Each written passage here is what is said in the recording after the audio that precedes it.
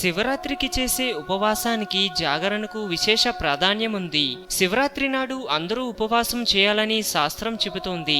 చిన్న పిల్లలకు, ముసలి వాళ్లకు, అనారోగ్యంతో బాధపడే వాళ్లకు, గర్భవతులకు, ఔషధ సేవనం చేయాల్సిన వాళ్లకు మినహాయింపు ఇచ్చింది శాస్త్రం. ఉపవాసం ఉండే ముందు రోజు, ఉపవాసం మరుసటి రోజు మాంసాహారము, గుడ్డు మొదలైనవి తినకూడదు. మద్యపానం చేయకూడదు.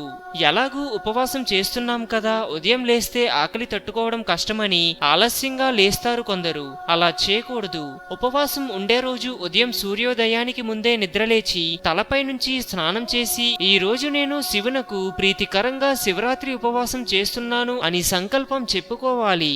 ఉపవాసం అనే పదానికి అర్థం దగ్గరగా ఉండడం అని. భగవంతునికి మనసును, ఇంద్రియాలను దగ్గరగా జరపడమే ఉపవాసం. ఆరోగ్యపరంగా చూసినప్పుడు ఉపవాసం శరీరంలో ఉన్న విష పదార్థాలను తొలగించడంతో పాటు శరీర ప్రాణశక్తిని, ఇంద్రియ నిగ్రహాన్ని పెంచుతుంది.